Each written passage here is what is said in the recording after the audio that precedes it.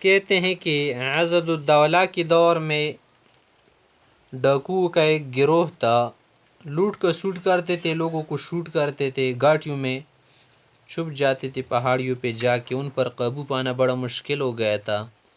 تو عضد الدولہ نے ایک تدبیر چلائی، کہاں ایک تاجر کو بلاؤ، ایک تاجر بنا دیا، ایک تاجر کے ہاتھ ایک خچر دیا اور اس پر 2 صندوق لدے گئے۔ ان صندوقوں میں خوبصورت برتن رکھے، ان برتنوں میں حلوہ رکھا گیا، حلوہ میں نفیس قسم کی خوشبو ملائی گئی اور اس کو کچھ دینار دے کے کہا کہ قافلے کے ساتھ روانہ ہو جائے اور یہ ظاہر کرے کہ ان اطراف کے بعض حکام عورتوں کے لیے بطور ہدیہ یہ شاہی حلوہ بھیجا جا رہا ہے، یعنی گویا یہ شاہی حلوہ ہے اور اس طرف کچھ خواتین ان کے لیے بھیجا جا رہا ہے۔ تاجر نے اس حکم کی تعمیل کی اور قافلے کے آگے آگے روانہ ہو گیا۔ جب قافلہ رازنوں کی زد میں پہنچ گئے تو ڈاکو لوگ آ پڑے اور انہوں نے قافلے کا سب مال متاع قبضہ کیا، اور ان میں سے ایک شخص نے خچر پر قبضہ کیا اور جماعت کے ساتھ اس کو بھی پہاڑ پر چڑھا لے گیا اور غریب مسافر ننگا کھڑا رہ گیا۔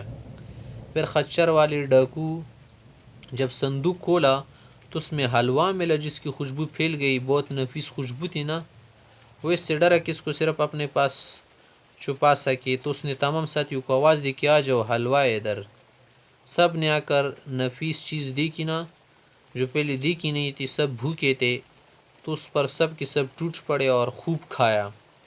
بس کھاتے ہی کیا ہو گئے، سب کے سب ہلاک ہو گئے۔ پھر تمام قافلوں والے نے دوڑ پڑا اور اپنے اموال و متاع قبضہ کر لیا اور ہتھیار بھی لیے ان ڈاکو کے، اور جس قدر مال لوٹا تھا نا سب وصول کر لیا۔ تو ایک بہترین تدبیر تھی جو اس نے چلائی تھی۔ عضد الدولہ صاحب کی ایک تدبیر اور دورست سمجھ کے متعلق ایک قصہ بھی آیا ہے کہ ایک تاجر خراسان سے حج کے لیے چلا اور بغداد آ کے جب اس نے حج کی تیاری شروع کی تو اس کے پاس ضرورت سے زائد 1000 دینار باقی رہ گئے۔ اس نے سوچا کہ ان کا ساتھ رکھنا خطرے سے خالی نہیں، کسی کے پاس امانتاً رکھوانے میں کیا ہے اچھا ہی ہے، یا یہ کہا کہ امانت رکھواؤں گا تو ایسا نہ ہو کہ بعد میں مکر جائے۔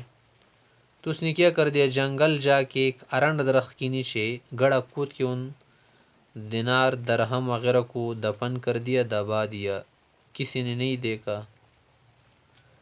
پھر وہ حج کے لیے روانہ ہو گیا۔ جب حج سے فارغ ہو کر آیا تو اسی درخت کے نیچے پہنچ کے جب اس نے وہ جگہ کھودی، وہاں پر دراہم وغیرہ کچھ بھی نہیں ملا۔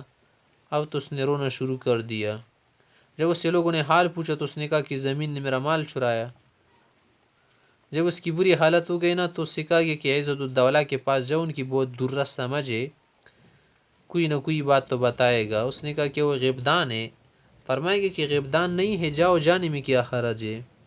چنانچہ جب وہ چلا گیا تو اس نے اپنا تمام قصہ سنایا۔ یہ سن کے عضد الدولہ سے اپنے اطباء کو جمع کر لیا، ان سے کہا کہ کیا تم نے سال میں کسی ارنڈ کے کم پلوں سے کوئی علاج کیا ہے؟ ان میں سے ایک نے بتایا کہ میں نے آپ کے فلاں خاص شخص کا علاج کیا ہے۔ پھر اس کو بلا کے پوچھا کہ کیا تم نے اس سال ارنڈ کی کم پل استعمال کی؟ اس نے اقرار کر لیا کہ ہاں۔ پھر پوچھا کہ کس نے تم کو لا کر دی تھی؟ اس نے کہا کہ فلاں شخص نے مجھے دی تھی، ایک شخص کا نام بتایا، حکم دیا گیا کہ اس کو حاضر کر لو۔ جب وہ آیا اس سے دریافت کیا کہ تم نے ارنڈ کس درخت سے تم نے کم پلی توڑی تھی؟ ارنڈ کے تو بہت سارے درخت ہوتے وہاں۔ اس نے درخت کا موقع بیان کیا، جگہ بتائی، تو حکم دیا کہ اس شخص کو اپنے ساتھ لے جا کر وہ جگہ دکھاؤ جہاں سے تم نے کم پلی توڑی تھی۔ تو یہ شخص اس صاحب مال کو اس درخت کے پاس لے گیا اور کہا کہ اس درخت سے لی تھی میں نے۔ اس شخص نے کہا کہ اسی جگہ میں نے اپنے مال کو چھوڑا تھا۔ اس نے واپس آ کے عضد الدولہ کو خبر دی تو عضد الدولہ صاحب نے اس فراش صاحب کو حکم دیا کہ مال حاضر کرو۔ اس نے کچھ تأمل کیا، مگر جب عضد الدولہ نے اسے ڈانٹا تو اس نے خود ہی مال حاضر کر لیا۔